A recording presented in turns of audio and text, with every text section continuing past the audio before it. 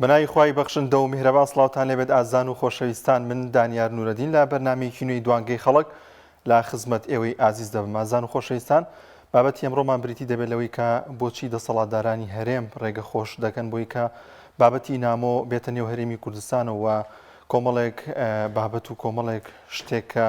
بە شوناس و بەگەلی کورد ناخوات ئەیانەوێت لە هەرێمی کوردستاندا بڵاوی بکەنەوە. ماوەی چەند مانگێکە بابەتی جێندەر و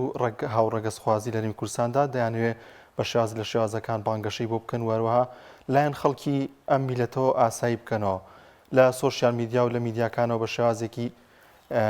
زۆر نام و باسی ناکەن و دەیانەوێت کولتوری کوردی ڕابێت لەسەر ئەو بابەتە. بابەتی ئەمڕۆمان بریتی دەبێت لەمەوە ئێوەی ئازیز دەتوانن لە ڕێگەی ئەو پەیوەندیان لە ڕێگەی و ژمارەی کە لەسەر شاشەی پێیان دەردەکەوێت پەیوەندیمان پێ بکەن و ڕاو سەرنجی خۆتان لەسەر ئەم بابەتە بخەنە ڕوو.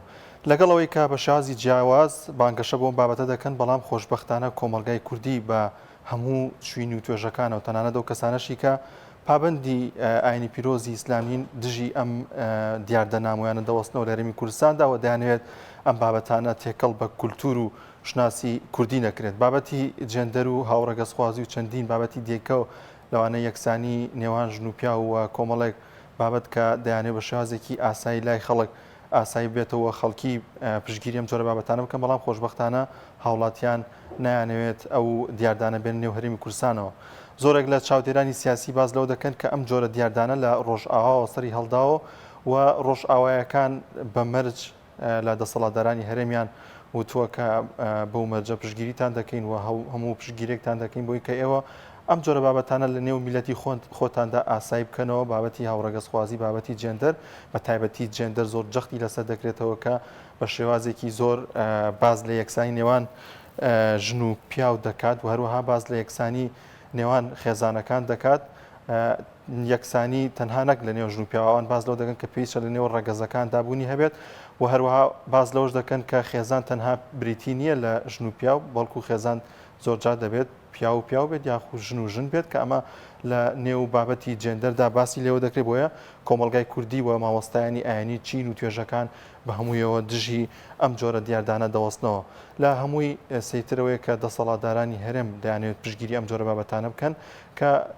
بە تەواوەتی ئامانجەکەیان دیار نیە و نازانن بۆچی دەیانێت کۆمەلگای کوردی بە و ئاقارە بن کە ئەم جۆرە بابەتانە پێی ئاشنا بێت و لە لای هەوڵاتی لای خەڵک ئاسایی بێتەوە. بەڵام خۆشبەختانە وەک ئاماژەم پێکرد میلەتی کورد چەند کەمینەیەک نەبێت کە پشتگیری ئەم جۆرە بابەتانە دەکەن و بانگەشەی بۆ دەکەن. لە چەند ڕۆژی ڕابردوودا لە ناوچە جیاوازەکان لە زانکۆ و پەیمانگەکان چەند کەسانێک دانویست سیمینار و کۆڕ و کۆبوونەوە بەسن بۆ ئەم بابەتانە، بەڵام خۆشبەختانە قوتابیان و بەشێک لە مامۆستایان دژی وەستانەوە نیانێژ لە نێو زانکۆکاندا لە نێو پەیمانگەکاندا ئەم جۆرە بابەتانە باز بکرێت. ئێستا ڕویان کردوتەوەی کە لە ڕێگەی بڵندگۆ لە شوێنە گشتیەکاندا باز لەم بابەتە بکەن کە شەوی ڕابردوو لە شاری هەڵەبجە ئەمە ڕوویداوە لە بڵندگۆیەک دانراوە لە سەربینەی شارەوانی کۆمەڵێک بابەتی باز دەکرد. هەرچەندە پارێزگای هەڵەبجە باسی لەوە کرد کە بەی شێوازێک باز لە جێندەر و هاوڕەگەزخوازی نەکراوە، بەڵام ئەو وشانە یاخود ئەو قسانی کە تێدا بوو دووبارە هەر لەگەڵ کولتور و لەگەڵ ئاینی پیرۆزی ئیسلامدا ناگونجێکە لە بڵندگۆکەوە ئاماژیان بەوە دەکرد چەند جارێکە خوای ئێوە بۆ شێوازە خوای ئێوە بەم شێوازە. ئەمەش تووڕەیی بەشێک لە مامۆستایانی ئاینی بە خۆی داهێناوە ئەسکاڵایان تۆمار کردووە لە دادگا دژی ئەو بابەتانە. دەچمە لای پەیوەندیەکانی ئێوەی ئازیز یەکەمی پەیوەندی وەردەگرم. خاتوهانا لە کۆیە. خاتوهانا سڵای خوات لێبێ.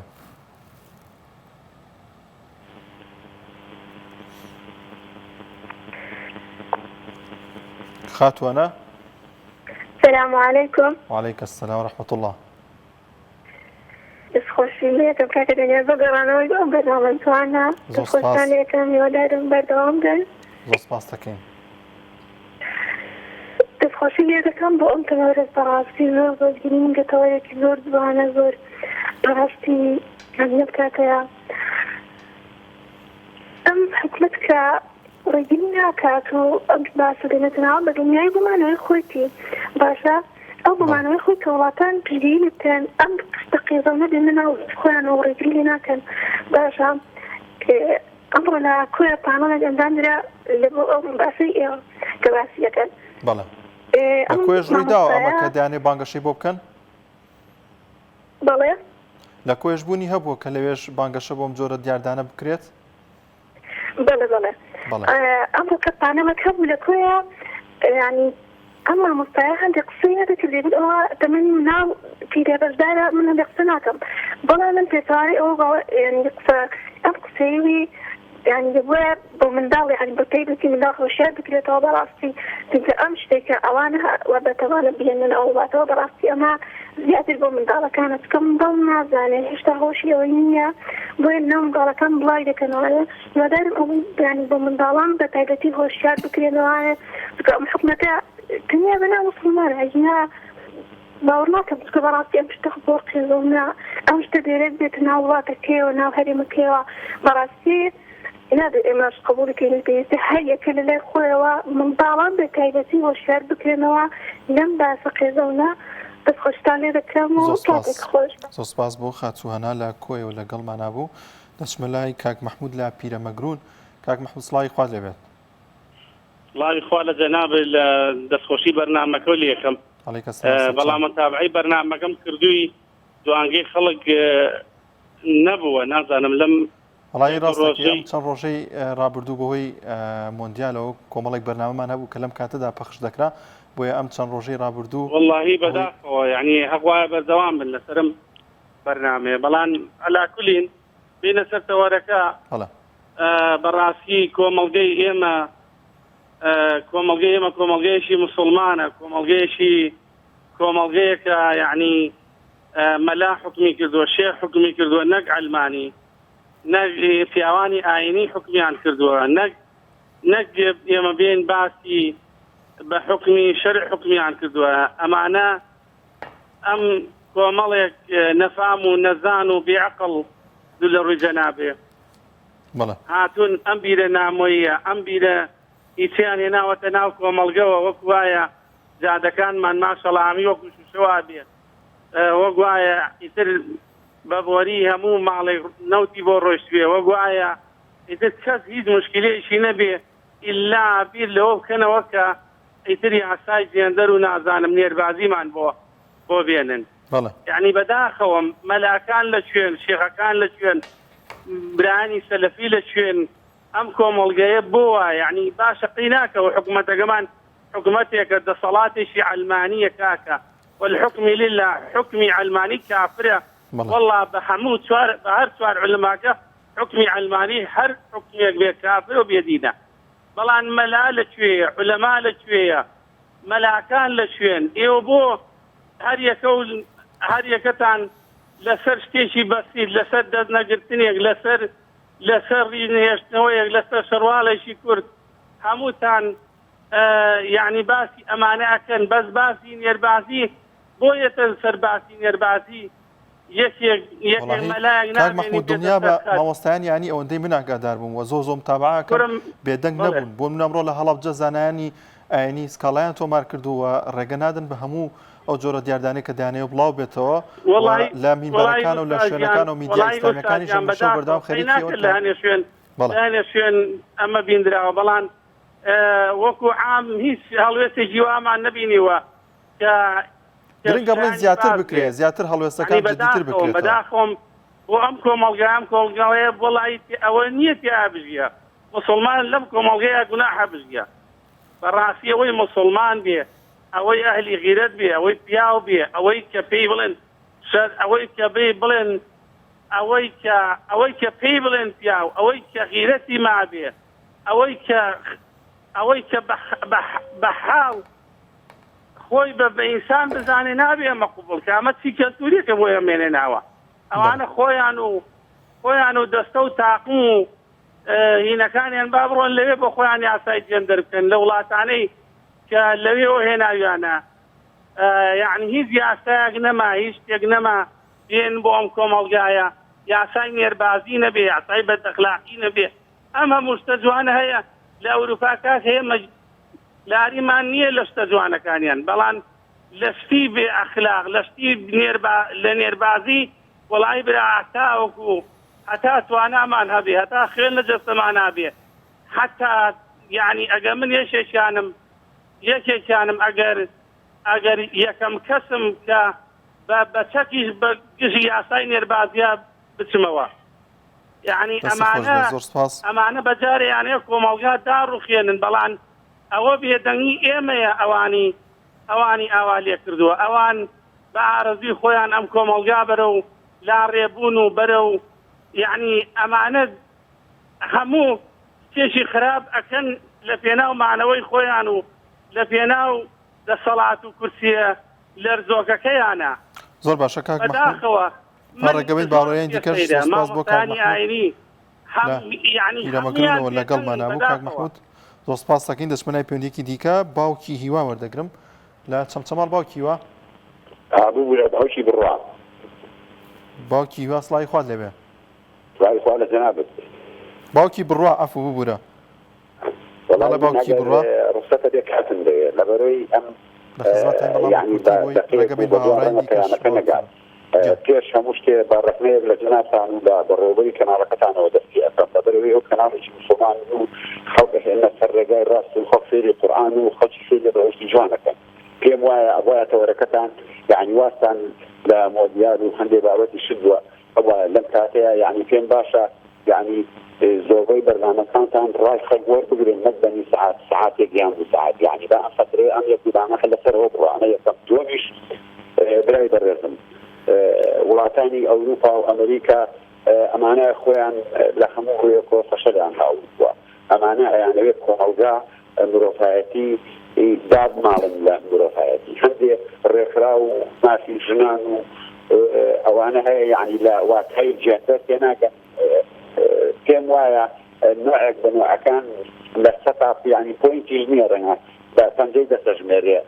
لە فەرانسەری عێراقەکەوە پاڵپشتی لەم پرۆژەی جێندەر و ئەو ئەکان هەندێک کەسێ یعنی نازانێ واتاکەیشی چییە. بەڵام من هەواڵێکی لە خۆشکردن پێ بۆ مسلمانانی کوردستان و بۆ عێراقیش بە تایبەتی حەز دەکەم ئەوە بزانن عەرەب زۆر بەخیلەتە، عەرەب زۆر بەخیلەتە، کوردیش هەمان شێوە ئەو خیلەتی لێیە. هیچ کەسێک ئەمە قبوڵ ناکات کەوا کچێک خۆی لە مارە بڕێ لە سەجێک پیاوێک شوو بکاتە کەرێک تێگەیتوانە ئەمانە ئەیانەوێ کۆمەڵگا داڕمێنن. جا من لێرەوە داواکارم لە مامۆستایانی ئاینی بە دەرەجەی یەک کەناڵە ڕاگەیاندەکان ئێوە بە پرسیاری خۆتان بەسەرە. پێم وایە ئەو کەناڵی ئێوە ئەوەنەی 100 مکرۆ پڵان هەر مکرۆبی 1000 کەس نوێژی تیاکانەی 100,000 کەس یعنی دەوری سەرەکیە خەڵکێتان بێڕاگرێت. ئینشاڵڵا بە دڵنیایی و گرنگی بۆ بابەتە دەدرێت گرنگیشی پێدراوە. دەستی ماچەکەم و چاوی ماچەکەم و ڕێز دەکەڵمەتم بۆ هەیە. پێم وایە هەرچیەکی زۆر قوستان لەسەر شانە ئەبێ یعنی وا بکەن بەرنامەکانتان ئەوە بێن تێگەیتوانە یعنی تۆ کات بەنە خەڵبا قسە بکە با لە باتری سەعات 2 سەعات بێ لێرە داوا لە مامۆستایانی ئاینی دەکەم. یعنی مامۆستایانی ئاینی یعنی گوێ نەدەنا ڕێنمایی وەزارەتی ئەوقاف و ئەو شتانە یعنی ئەبێ هەموویان لە مزگەوتەکانەوە نەک جوعەیەک و نەک بزخەو نەک پێزمات مستەمڕباز لەمە بکەن لەبەرەوەی ئەمە من مرۆڤایەتی نایە لێ ئەم بەهای مرۆڤایەتی نایە لێ. دەستخۆشی بەرنامەکەتان لێ ئەەکەم. زۆر سپاس دەکەین. دەست یعنی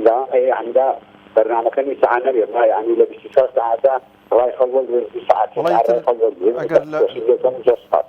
زۆر سپاس دەکەین.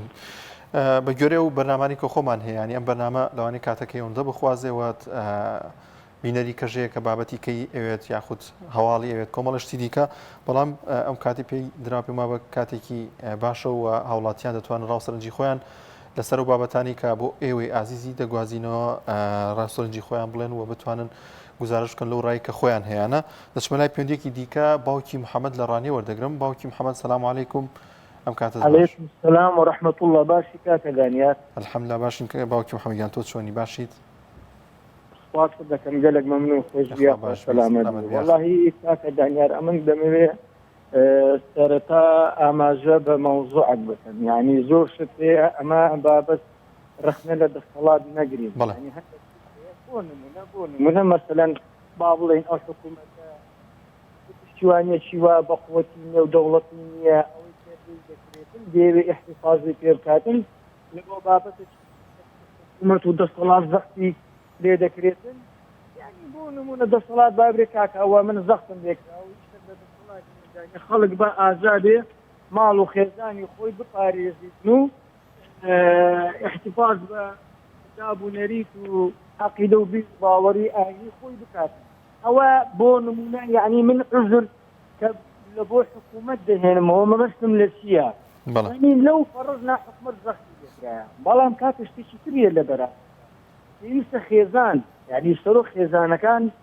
پێویستە ئەندامانی خێزانی خۆیان تێبگەێنن ئەوجا پێویستە وەکو تاک ئەوانەی کە لە تەمەنیان لە 18 ساڵ 18 بەسەرەوەیە یعنی پێویستە ئینسان خۆی یعنی عەقلی خۆی یعنی منطقی نییە ئەو شتانەی کە دەگوترێ و داوا دەکرێت لەو بابەتە ئینسان خۆی قبوڵی بکات هیچ پەیوەندی با بڵێن نە بە ئاینەوە هەبی نە بە نەتەوە هەبی نە مەذهبەوەبی نە بە هیچ شتێکەوە تۆ وەرە دوو پشیلەی نێرە لە ژوورێک بکە یا دوو پشیلەی مێینە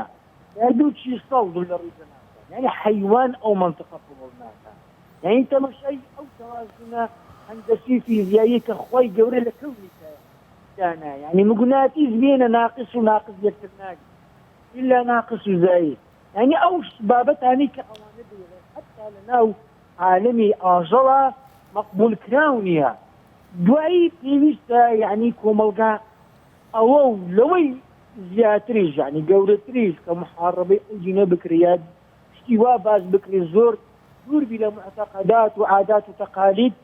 زۆر بە نۆرماڵی وەری بگرن یعنی دنیاکە ئاوایە بەرەو ئاخر زەمانە سیر مستەمەرە دێتە ژیانمانەوە ئێمە لە بەروی کوردستان وەکو ئەو سەردەمەی جارانی عێراق نییە تۆزێک داخراوی ئاگای لە دەرەوە نەبی بچووکترین حەدەث لە دنیایە لە هەر بابەتێک بێ ئەدمی بیتن کۆمەڵایەتی بی هەر شتێک بیتن پێمان دەگا لە زووترین کاتیدا پێویستە ئێمە ئەو بابەتە و هەموو ئەمثالی وەکو ئەو بابەتانە ئەو داواکاریان لە بۆ گەنجان هەموو کۆمەڵگای کوردیان هەموو خێزانی کوردیان بە نۆرماڵی وەرگرن نۆرماڵ یعنی شتێک کە منطقی نەبوو شتێک کە ئەو دەباوەکو مسلمان بێم حەلال نەبوو بە نۆرماڵی وەرگر کاتێ نایکەم و تەواو ئەوانی کە جاڕیشی لە بۆ لێ دەدەن باوەڕم پێ بکە بەس خۆیان پێی ناشیرن دەبن هەندێک ڕۆژنامەنووس و هەندێک کەسایەتی هەیە گوێم لێ بووە جاڕیان لەو بابەت لێدا باوە بکە لەو کاتەوە هەموو عالەم تفو نەعلەتیان دەکەن یعنی هەموو شەخصێکی مێژووی سەقافی و ئەوەی کە باو باتیرانیشان خۆیان کردبووە هەمویان سووتاند و دۆڕاندیان ئەو جە کاتە دانیار داوایەکەم هەیە لە کۆمەڵگای کوردی ئەو جۆرە کەسانە یا ئەو جۆرە ئیشە ناوی جوانی لێمەنێن ڕزاتان لێ دەکەم یعنی پێویستە ئێستا ئەو ساسە جوانەیە هەندێک حەز ناکەم بیرم بنا بەس پێشم خۆشە یعنی خەڵک پێیان نەرێ هاوڕە دەستبات پێیان نەڕێت جەندەر پێیان برێ قوندەرەکان کاکە دوو لە ئەوجلاب هەموو بینەران بۆ ئەو لە ئەوەندە ناشیرن بی خەڵک سەرم بکات دیفاعیشیان لێ بکات زۆر باش یعنی حتا بە نووسین و قەڵەمێک دیفاعیان لێ بکات پێیان برێ نێربازەکان پێیان برێ من داربازەکان پێیان یعنی کام کلمەی ناشیرن ئەویان پێ برێن کاکە زۆر باشە زۆر سپاس دەکەین باوکی محەممەد باڕێگەبین بە هاوڕانی دیکە زۆر سپاس دەکەین زۆر سپاس بۆ باوکی محەممەد لە ڕانیەوە لەگەڵمانە بوو کاک عەبدوڕەحمان لە هەولێر وەردەگرم کاک عەبدوڕەحمان یان سڵاوی خوات لێبێ أستاذي محترم سلام الله عليكم سلام لإدارة وكادر وبيستر بحضر ركزيوا سرهد وشامان كاك عبد الرحمن جنب باشي تو سلامت بنيا أخوة باش بيت أستاذي محترم يعني هذا الدزاني هر فعل قرد فعلي حياة بقصة قتل قدرات يعني ما عرف ربع قاتش دروس كي إلا إيش أو جاء أوش غريزة خندق مفسرين ولوطا إذ قال لقومه إنكم لتأتون الفاحشة ما سبقكم بها من أحد من العالمين وهاي تفسير ده كان كلوط برازاي إبراهيم الخليل باوشيامو پیغمبر كان ما مستعى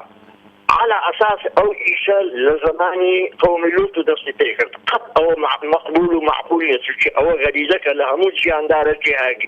هيا بقرة لجيركو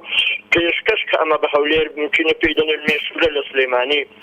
كاكا أو غريزة أجل بالندا إنسان هموجي عن دارك أو غريزة تيدا هيا إستا كذا ثاني بلغ غريزة برسيتي لزماني فلان شخص دستي فكر غريزة النسلم لفلان تاريخ دستي فكر غريزة تونيبون لفلان أو غريزة لقل إنسان درس دبي أو داري حيث أو آية وها تفسير بكري أو تور دين دلين أستاذي محترم حركي ماسونية كجيمس اندرسون او الدستور كي نسيو بريتيا لتلا طر لخزار حصته بيستوسي نسيو يقل امان زكاني زالبون بسر همو دنيا زالبون بسر همو دنيا بين سعودي هيا او ماسونيت او دورة حركة متنورين لألمانيا او دورة حركة صهيوني لسرطان العالم لسدستي هرتزل درزو استاذ دو نقطة هيا حتى فيزان اولا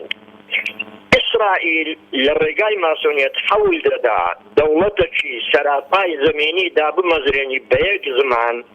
بيك آين بيك آلا إيش بكاو ودروزي أول خريجيشن أول برواناخا بأربعة كتب في الماسونية بخينتو لقل بيستفيد مقررات حكماء صهيون بروتوكولات حكماء صهيون نظرية الاستحمار مش استحمار واتبكر زانين دولروي هل بيستروا كادروا إدارة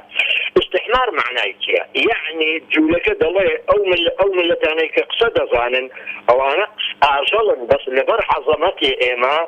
أو أنا غير قصك دي خطاقيا وما عندنا بين بقى مانشتك نغين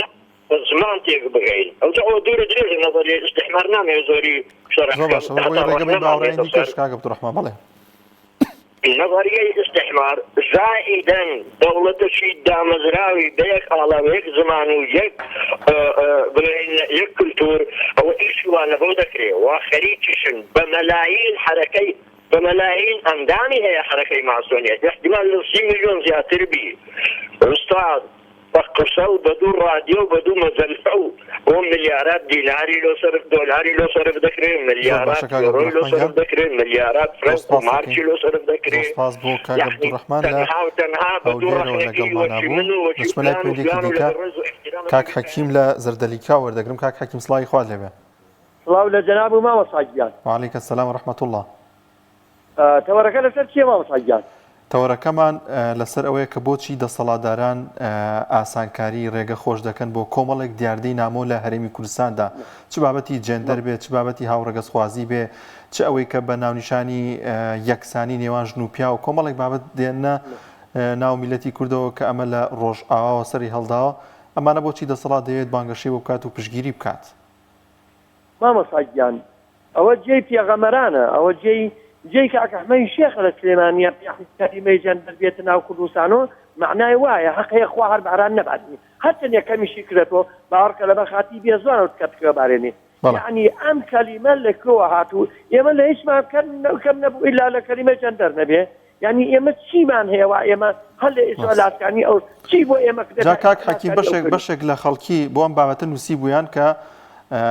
دەسەڵاتدارانی هەرێم هەر جارە و هەر مانگێک و شێوازێک کۆمەڵێشت ئێنە و میلەتی کوردەوە بۆی کە بابەتە سەرەکیەکان شتە کێش و گرفتە سەرەکیەکانی هاوڵاتیانیان بیر بچێتەوە بۆ نمونە بابەتی نەبوونی سوتەمەنی ئەمە کێشەی کارەبایە ئەمە چەندین کێشەی دیکە هەیە دواکەوتنی موچەیە ئەمانە باز دەکرێت بۆی کە خەڵکی ئەو شتانی دیکەی بیر بچێتەوە نێتە سەر شەقام بۆ داواکردنی ئەو مافانی خۆی بەخوا مامەساگیان باخە بۆ بکەم احترام هەیە بۆ کەناڵەکەتان بۆ بەڕێزتان بۆ دامەزاندنی کەناڵەکەتان وەڵاهی سەگ بە سەگی خۆی چیوا داکە هەر سەگ نییە ئێستا سەگ بزانە سەگ لە سەگ زیاتر سوالی شتێکی تر دەبێت یعنی ئەم کەلیمە زۆر نەشیاوە زۆر باسکردنی ناخۆشە ئەم هەموو مەلا بەڕێزە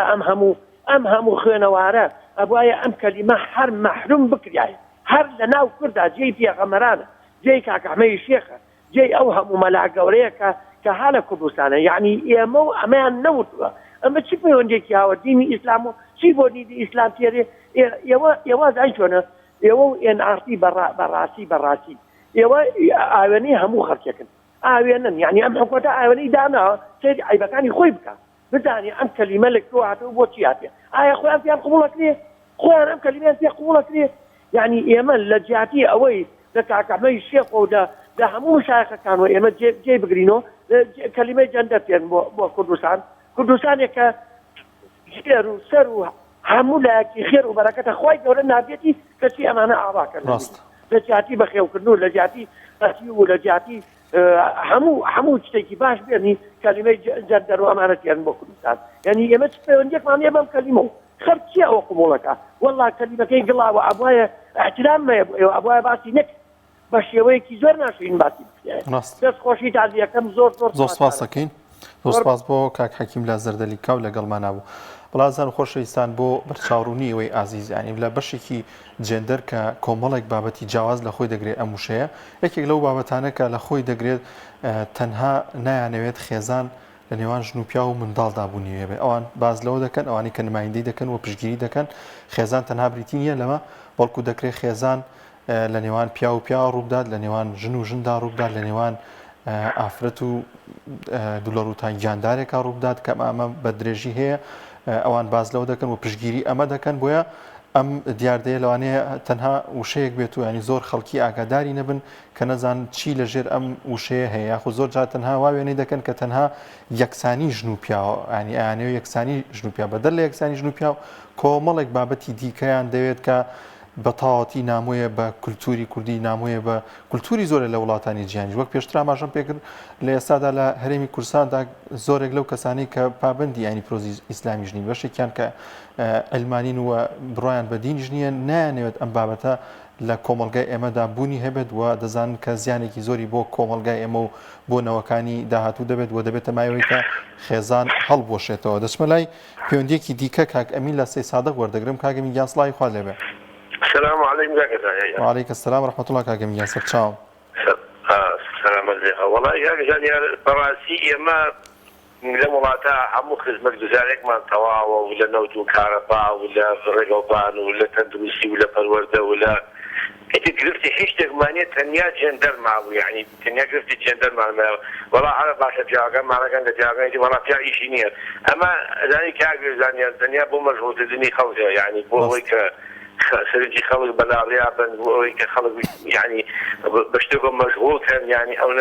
داواي بخدمات وبار ونوت ونازل مشينا قال لم صلاته يعني لم صلاه نازل فهم خلق بلا ريابا يعني براسي عيب وشوري اخر يعني اويك لقتر ريا يا محمد ازالين اولاته يعني تلقاي بو خمو عالم كده بس ميز راح ورقه بدلان بين اولاته وحتى علامات ايش يعني دائما بوايا والله بلا يا سان بدرك بخير نزل شاو انا والله ما ازعج يوكل لسانه فرمو هذه كده انا بابا معركه بقول ولا خدمتنا يعني براسي اما امانيه ما ازعج لا ساجي بيتعمق لا ساجي بيلزدي ولاتاني نازل ما تشوف وحشي قليل يعني خلي بدل قالوا الرغبه بدل عدو جندرم بوزير وقادو راستا باشە بۆچی ئامان جیان چیە بۆچی دەسەڵات دەوێت ئەمە بڵاو بکرێتەوە ینی نازانێت کامە دوجار زیانی بۆ کۆمەلگاکی خۆی هەیە دوایی لەوانەیە خۆی گیرۆدەی ئەو کێش و گرفتانە بێت کە وێن بابەتەوە بڵاوی کردوێتەوە کاکزانێ بەڕێ من دوو هۆی یەکیانەوەی ڕاستیکردنی دڵی جوولەکە و گاور و مەسیحیەت بۆی ئەوان لێیان ڕازی بێت دووەمیشان یعنی بۆ بەلا بەڕێبردنی خەڵک و بۆ ئەوەی کە خەڵک سەرنجی بەلای ئەم پارە داهاتان نەمێنێ مەشغوڵ بێ بەوە و کەگوایە ئێمە هیچ گرفتێکمانەیە ئیلا گرفتی جێندەر نەبێەوە دڵی ئەو براگەورەکانی خۆشیان ڕازیەکە ئێمە کوردستان بە دڵی ئێوە بن بەڕێ و ئێوەشیدان ئێمە ئەوە ئەکەین و ئیتر هەر ئەوەی دەستی خۆش بگاگەتان زۆر سپاس دەکەین کاگەمیجان دەچمە لای پەیوەندیەکی دیکە کاک پۆڵا لە هەولێر وەردەگرین کاک پۆڵا گیانسڵی خوا لێبێ وڵی خوا لە تۆ لە کارمەندە بەڕێزەکان لە بینەرە خۆشەویستەکان خۆشحاڵم جارێک پێت پەیوەندی بە بەڕێزتانەوە زۆر سپاس دەکەین کاک پۆڵاگیان لە خزمەت ئێوەی ئازیز داین ئەوە بڵاوکردنەوەی بیری نامۆ نییە هێرش و پەلامارێکە بۆ سڕینەوەی ناسنامەی نەتەوەی ئاینی کۆمەڵگا نیشتیمانی سڕینەوەیە سڕینەوەی کەسایەتی کوردە بە هەموو سوناسەکانیوە ئەوە بیر نییە تۆ بەڕاستی بەلاوازی نووسیتە سڕینەوەی کۆمەڵگەی کوردەواریە بۆ چونکە لە چەمکە ڕەوشتەکە هەموو ڕەوشتە بەها پاڵاکان ئەوانن بەرانگاری ستەم و نادادی و شتە قێزەونەکان دەبڕوە دڵنیا بە کەسێک خاوەنی ڕەوشتی بەرز نەبێت ناتوانێت بەرامبەری ستەم بوەستێتەوە ناتوانێت بەرامبەر داگیرکاری بوەستێتەوە ناتوانێت بەرامبەر نادات پەروەری بوەستێتەوە نمونەیەکت بۆ بێنمەوە ڕەحۆزەکەی عروبات سەدامی بەدڕەوشت نەفرەت لە گۆڕەکەی باس ڕوخانەکەی یەک بەڵگەت بۆ ڕوون دەکەمەوە باس ئەوەی پاکیزەکانی کوردی کچە بە ڕەوشت بەرزەکانی کوردی ئەنفال کرد دەستدرێژی دەکردە سەریان لەلایەن سوودانیەکانەوە داوای لێبوردن دەکەم با بزانین ناسنامەمان چۆن دەشێوێندرێ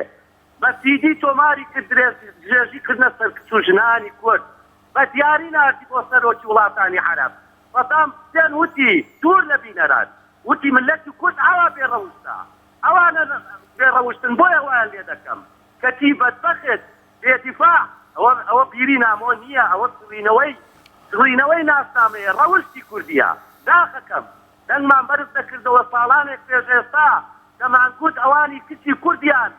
سێ دینار دەفرۆش 3 دیناری پیسری دەیاندا بەدەنی بە 10 دینار دەیاندا سەربازە عەرەبەکان لە شارەکانی کوردستان دەسوڕێنەوە بێدەنجیان دەکردین دەیانوت نا ئەوانە برای ئێمەن ئاخر کە یەکێک ڕەوشتی نیشتیمانی نەتەوەی لاگرن نەبێ ئەو شەقێزە و نانە سێندەر و شتی لا ئاساییە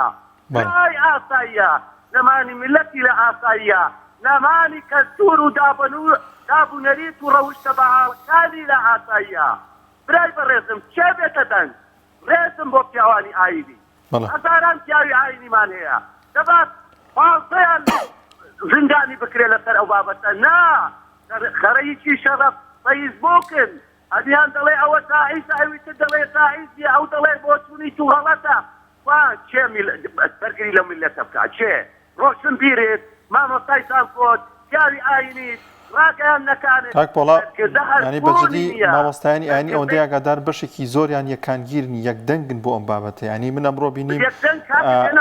ینی ئەوانەی کە بیری سەلەفی مەسەلەن سۆفیان هەر بیرێکی کەیان هەمویان پێکۆ بوونەوە کە دژی ئەم بابەتە هاتبوونە دەنگ بەڵێ ڕاستە بەس ڕێوگام دەدەی بەڵێ فەرموو کاک پۆڵاییان بە کورتی بەس بە ئاوڕایان دیکەش وەربگرین ئەگەر پار تێرار سوار پیاوی ئاینی بیان گوتبە ئەوانەی کچی کوتە ڕاز دەکەن ئابڕوو ناموسی کوتە ڕاز دەکەن لە وڵاتانی عەرەبی با لە سێدارەیان بدەین دەنجیان بەرز بدا ئێستا جورئەتیان دەکرد ئەو پیرە قۆزە ئەولانە بڵاو بکەنەوە نا ملەتەکەمان بێخاوەنە هێرشەکە بۆ لە ناوبردنی کەلتور ڕەوشت بەها ئاین هەموو دابەری و نەریتەکان زۆر باشە زۆر سپاس دەکەین کاک پۆڵاییان پانزە مەلا بگیرێ لە هەولێر لە سلێمانی لە دۆک نا چۆن بێدەنگ بوون لە ئەنفالکردنی کورد زۆر باشە زۆر سپاس بۆ کاک پۆڵا لە هەولێرە لەگەڵمان نابوو دەچمە لای پەیوەندیەکی دیکە زۆر سپاس کاک ڕێبوار لە سەی سادق وەردەگرم کاک ڕێبواریان سڵاوی خوات لێبێ السلام عليكم. وعليك السلام مامۆستا ڕێبواریان باشم قوربانگیان یەخوا باش بی سەرچاومان مامۆستا دەستخۆشیتان لێتم بۆ بەرنامە بە پێز و بەهێز و بەڕێزە زۆر سپاس دەکەین مامۆستا من مامۆستامەلا ڕێبوارم هەر بۆ معلومات دەبێتەوەی کە هاودەنگی خۆم و هاوسۆزی خۆم و دەستخۆشی خۆم بۆ سەرجەمە و برا و مامۆستا بەڕێزانەی ڕانیە سەرەتا دوای هەڵەبجەی شەهید کە پارێزگاریکەرێکی باش بوون لە دوێنێەوە تا ئێستا بۆ ئەوەی کە بەشداریان کرد لە ڕەدانەوە و پەرشتەکرداری بۆ ئەو کەسانی کە خەریکە و کارە لە خراپن لێرەوە هەمومان حەزەکەنەوە ئەرزکەم مامۆستا هەمومان بەرپرسیارین لەوەی کە دیفاع لە ئاین و کلتور و نیشتیمان و خاکمان بکەین بۆ پرسیارەکەی جەنابیشت دەسەڵات کە بێدەنگە ئەوە پرسیارێکە ئەگەر خەتی بێنی بەژێرا بۆچی ئەوەش بۆ خۆی مۆزوعێکی ترە بەڵام من ئەوەندە ئەڵێمە لەم ئەو مێرە جاننی نور و ئەو هەموو ئەو جەماعەت و ئەو هەموو مێزەوەی لە کوردستان و ئەو هەموو حیجابە لە کوردستانە بەڕاستی ئەم جۆرە کەسانەی کەوا خەریکیان کاتە سوتا و کارە سوتاون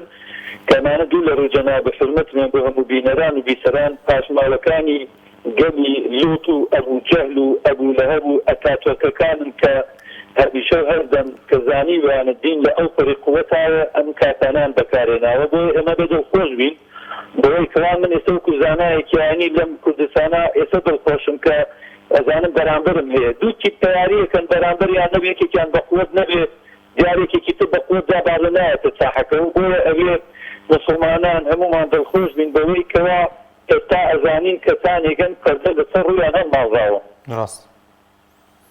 لاموشی گرنگتر دەبینین کە بە شێوازێکی گشتی کۆمەڵگای کوردی ئەم دیاردانی پێ قوبوڵ نییە و لێرە و لەوێ قوبوڵیان بابەتە ناکەن هەر بۆ نمونە لە نێو زانکۆ پەیمانەکاندا بەشێکی زۆر لە قوتابیان لە گەرمیان پێم وابوو نەیان هێشکە کۆڕ و سیمینار سەبارەت بەم پرسە دروست بکەن و بیانێ لەو بارەیەوە قسە بکەن کە ئەمەش جێگەی دەستخۆشیە بۆ تەواوی چین توێژەکان نەیانەوێت کە ئەم بابەتە لە نێو کۆمەڵگای کوردی تا بێتە ئەرا زۆر سپاس دەکەین مامۆستا ڕێبوار لە سەی سادقەوە لە گەڵمانابووی بڵازان خۆشەویست زۆر سپاس دەکەین پەیوەندیەکی دیکە وەردەگرم کاک جەوهەر لە سلێمانی کاک جەوهەریان سڵاوی خوا لەبێ السلام عليكم كاك دانيال. وعليك السلام ورحمة الله. برافو رزقكم باش شكر. الحمد لله باشين كاك جورجاني وباشين. كنت دو شخصكم بس دو شخص ما قال مجازي ان شاء الله. بس تشينك لخدمتين. وش هي شخصك؟ خدمتين. بله. بس الكلام.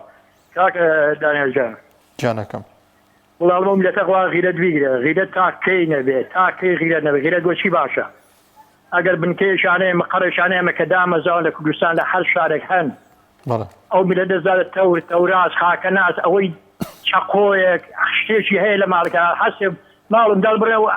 او شنو هرتيل دين برا واخوا غزما ليغي بارا ما ليغي تو خوي يقول لي غزما بعد لازم بس خوا ما فوتين او متى خوا غيرت بيجي روجي غيرت سبخوا راسته والله غيرت بو كيف باشا با حسنا ما لب كشله سلام بس ما خوا ما شيدي قبولي لكن ما براسي نص قبولي لكن براسي او مسلمان او غيرتي انا بهم قبولك كرتو كوتا امنا وندو خواجه سكوتا كايشا زۆر سپاس دەکەین کاک جەوەریان لە سلێمانی عزیزی ئەمەی دەچمە لای پەیوەندیەکی دیکە باوکی محەممەد لە شارە زوور وەردەگرم باوکی محەممەد سڵاوی خوا لێبێ السلام عليكم وعليك السلام ورحمة الله والله منكم مسلمانك حاجكم مسلماناني كردستان بلى یەک خۆ پیشاندانی سەرتاسەری بکەن بۆ هەر بابەتێکی نامۆ بە میلەتەکەمان و بە میلەتی کوردی مسلمان سەرتاسەری ڕاپەڕینی بکەن ئەگەر شتێکی وا بوو بە ئەمەش و هەر وێنەیەکی تریش لەم بابەتە بە حەز هەمومانەوە ئەو قوتینە سەر ئەو ڕێکخراوانە و ئەو شوێنانەی کەوا شتی نامۆ یەنە ناو میلەتەکەمان و زۆر سپاس بۆ هەڵگای زۆر سپاس دەکەین باوکی محەممەد بەشێک لەو کەسانی کە بانگەشەم زۆرە دیاردانە دەکەن زۆر ترسنۆکانش دەیکەن بۆ نمونە لە شەودا دێن بانگەشە بۆ ئەمە دەکەن و بڵۆنگەکانیان دەخەنە کار یاخود لەسەر دیواری شوێنەکان دەنووسن کە پێویستە ئەم جۆرە دیاردانە ئەم جۆرە شتانە قبول بکەن ئەگەر ئێستاش قبولی نەکەن کەمان لە بەش لە دیوارەکاندا نووسراوە ئەوە نەوەکانتان ڕۆژێک دێت لەلایەن ئاسایی دەبێتەوە قبولی دەکەن پێویستەکە هەموو لایەکتان قبولی ئەم جۆرە بابەتانە بکەن پێشەوەی بچمەنەی کاکتەها لە سەی سادە کاکتاگیان سڵاوی خوا لەوێ باش وانجان وعليك السلام ورحمة الله كاك طاق ياسر شامان والله اوي اللي راقو زرنا وجرقش انا ابو زرت راستكي زور بداخم بقومي جديد نوي صلاح الدين كأما قبولات بس الحمد لله قبول لك لا وجهك رجعنا برو او شونك او قرايل درس بيس زينت خطاي ما مصاني عيني كده ولا فافا شو كان جزء عالم معنا بناو زور بيقولوا بقويدتي ام حزبانا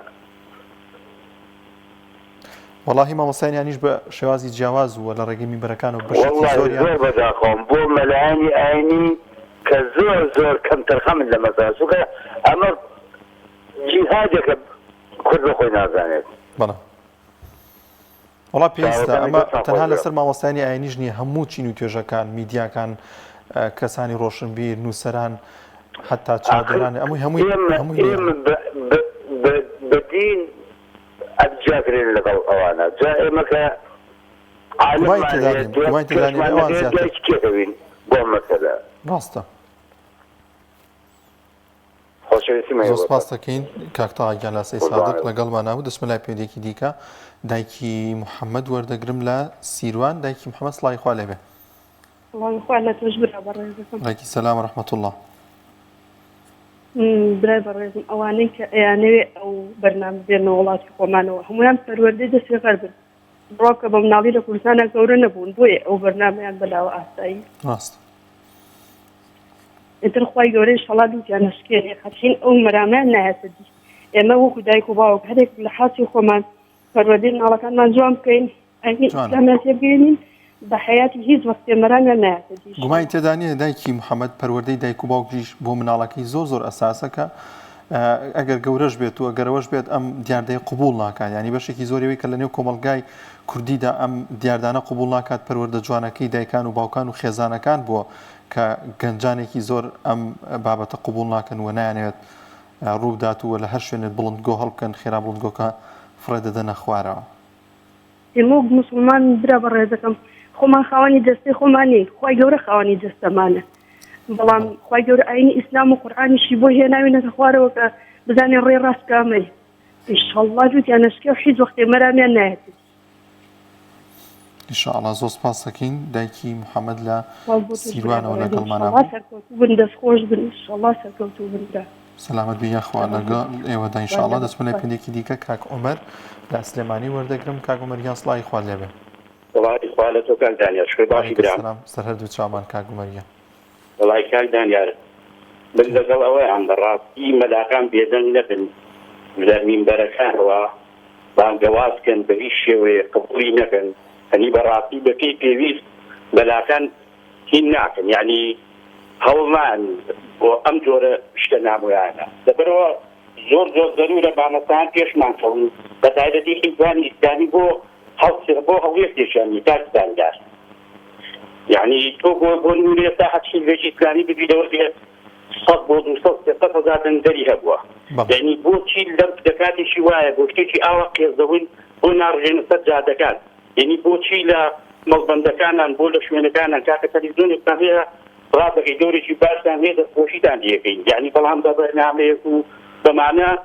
ئیش هین نابێت کارەکە هێندە قێزەوونە یعنی ئەبێ بە هیچ شێوێ ڕێک نەدرێت کاکوجیان یعنی مامۆستایان باقێکێکە 15 شەو بگیرن باخوا شەق بۆن یعنی بۆ هەمووی دانیشتووە دەستی کردەوە بە کڵاوی خۆی و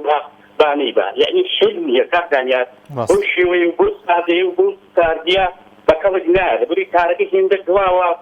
یعنی هەتا خەڵک وشیار بێتەوان و خەڵک باشە تێگەین و خەڵک بڕواتە سەر جادا زۆر باشتر من داواکارم بە مامۆستایانی بەخیرەت لە مینبەرەکانەوە هاوارکەن ئەو ناڕۆشنبیر و ئەو ناچالاکیانی حەق کۆمەڵی خەڵک هەیە بە شێوەیەکی زۆر خراپ یعنی ئەم شتە لەناو خەڵکا بڵاوە گاتەوە ئێمە خەڵکیشی مسڵمانی یعنی ئێمە سەر و ژێرما فرۆشە لەگەر ڕێزما سەرزەوی و ژێرزەوی فرۆشە خەڵک قیمەتی نەما خەڵک قورسایەکی لەسەر شانە یعنی تۆ ئەو ماوە جێندەر و کۆمەڵی هاوڕەگەزبازی و ئەم بەرنامانە بێنێت خەڵک چی ماوە تاوەکو لە دەستی با یعنی چیت ماوە هیچ شتێکن نەماوە خەڵک بە ژیانی خۆی بێزارە بۆ نەتکوژن بۆ نەگیری کاکدانیار زۆر سپاس دەکەین یعنی هیوادارم خەڵک وشیار بێتەوە مامۆستاکانیش